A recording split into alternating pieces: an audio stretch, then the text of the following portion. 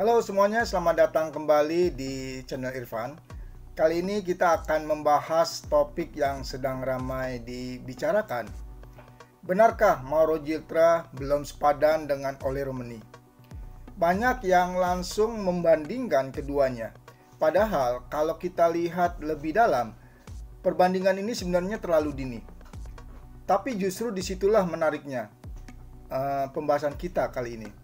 Karena kita akan bongkar fakta di balik karir Romeni, potensi Mauro, dan bagaimana PSSI serta Patrick Kluivert meramu strategi lini depan timnas Indonesia. Kita mulai dari Oleh Romeni.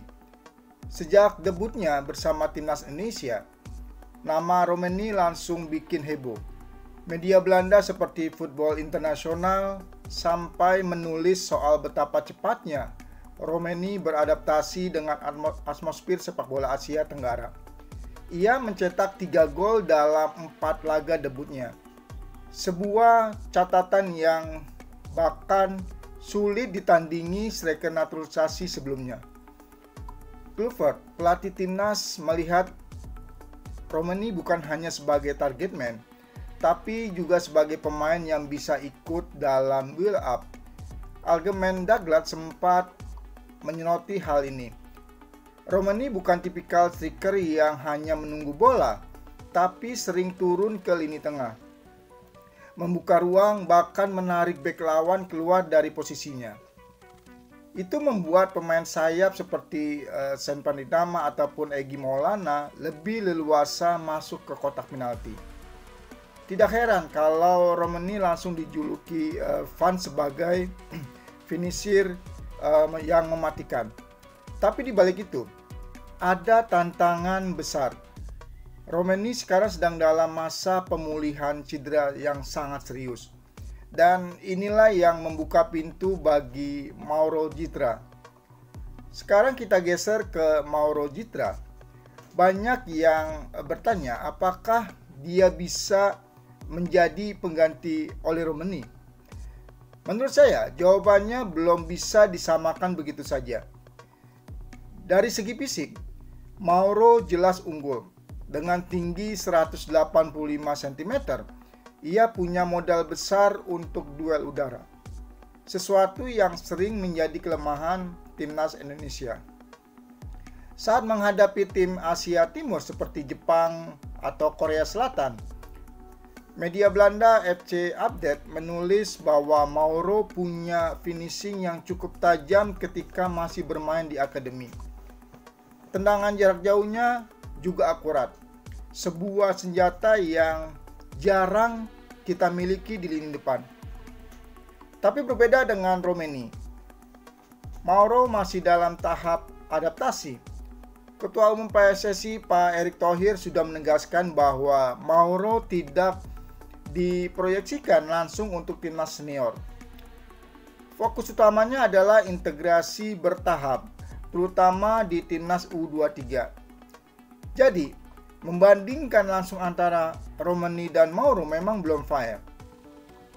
Disinilah menariknya. Karena Romeni sudah membuktikan diri dengan gol dan performa di level senior, otomatis ekspektasi fans kepada Mauro menjadi sangat tinggi. Publik seakan ingin Mauro menjadi the next Romeni.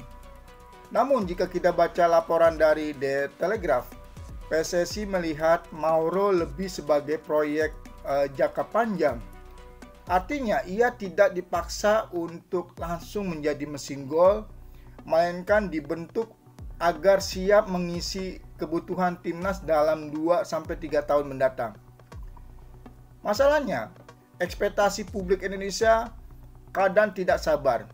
Kita ingat kasus Egy dan Witan yang dulu dibebani ekspektasi besar. Tapi butuh waktu panjang untuk benar-benar stabil.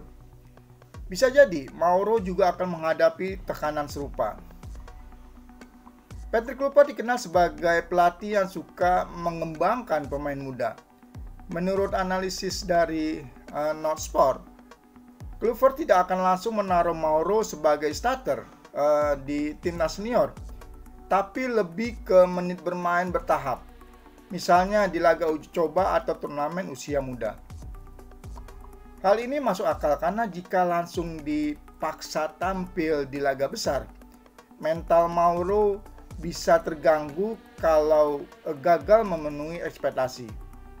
Sebaliknya, jika ia diberi kesempatan bertahan dan berlahan, kimistrinya dengan pemain lain bisa lebih matang.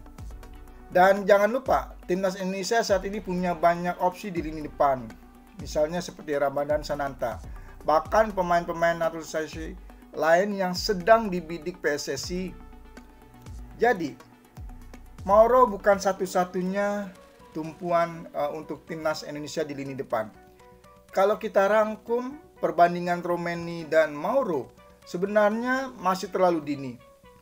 Romeni sudah terbukti di level senior, sedangkan Mauro masih berproses.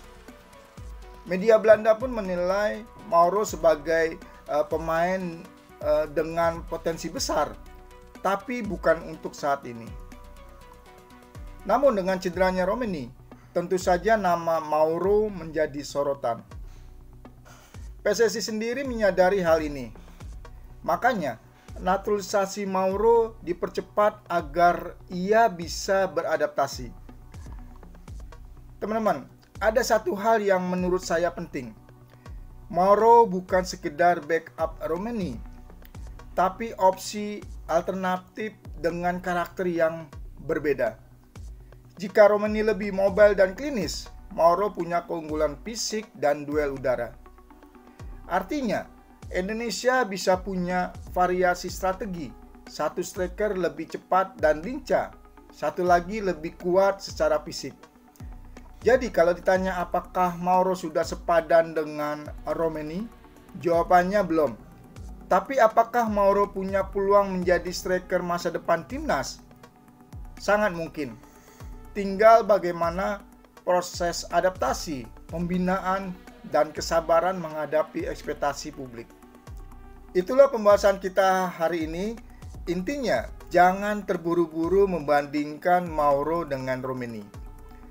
Keduanya punya jalur yang berbeda, tapi sama-sama penting untuk timnas Indonesia. Romeni sudah membuktikan kualitasnya, Mauro sedang membangun jalan menuju level tersebut. Semoga saja dengan proses yang tepat, Mauro bisa menjadi andalan timnas Garuda di masa depan. Dan bersama Romeni, mereka bisa membawa Indonesia ke level yang lebih tinggi. Sampai di sini dulu pembahasan kita kali ini. Jangan lupa untuk tinggalkan komentar, like, dan subscribe supaya channel Irfan bisa terus berkembang dan menghadirkan analisis sepak bola yang lebih mendalam. Sampai jumpa di episode berikutnya.